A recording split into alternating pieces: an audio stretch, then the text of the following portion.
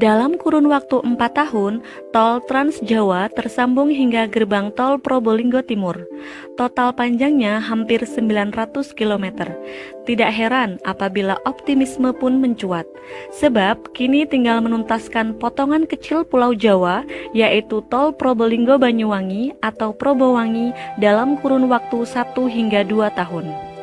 Jalan tol Probolinggo Banyuwangi atau Probowangi yang ditarget rampung 2020 akan menjadi tol terindah di Indonesia. Membentang 171 km dari barat ke timur, meliuk melewati punggung pegunungan dan tepi-tepi pantai hingga tiba di ujung timur Pulau Jawa.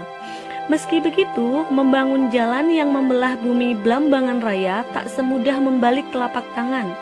PT Jasa Marga Probolinggo Banyuwangi atau PT JPB, anak perusahaan PT Jasa Marga yang ditugasi membangun jalan tol itu akan menghadapi banyak tantangan.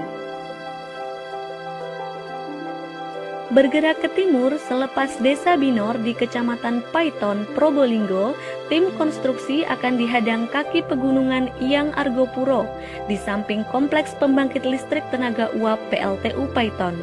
Dulu, kawasan tersebut hanyalah tebing yang bertemu lautan. Kemudian dilakukan ekskavasi secukupnya untuk menyediakan ruang bagi instalasi PLTU dan Jalan Nasional Surabaya-Banyuwangi. Selebihnya adalah hutan lebat dan perbukitan cadas.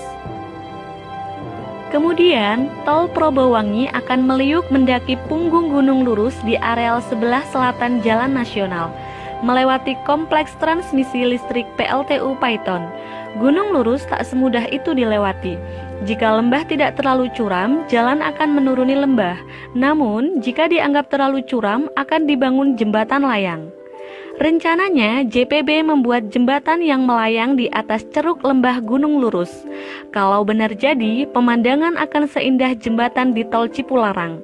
Bukan hanya itu, di punggung Gunung Lurus dekat gerbang perbatasan Kabupaten Probolinggo dan Situbondo bakal dibangun rest area yang berdiri di ketinggian.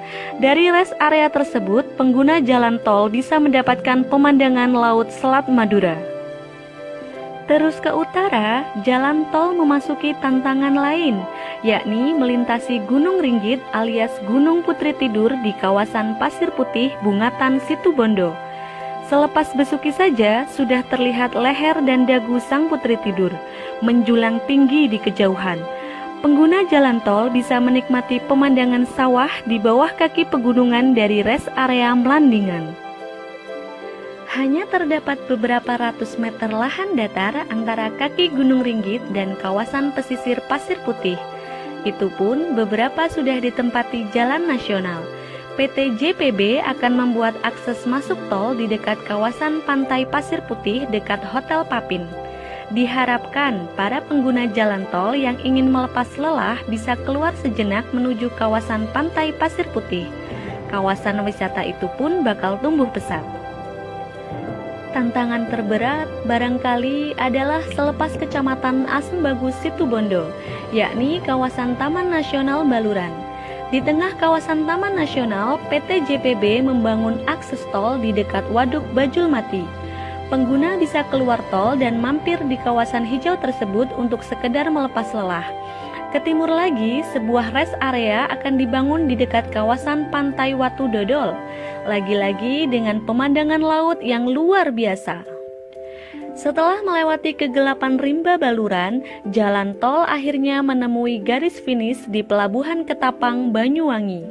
Lagi-lagi, PT JPB harus membangun jalan tol di punggung pegunungan.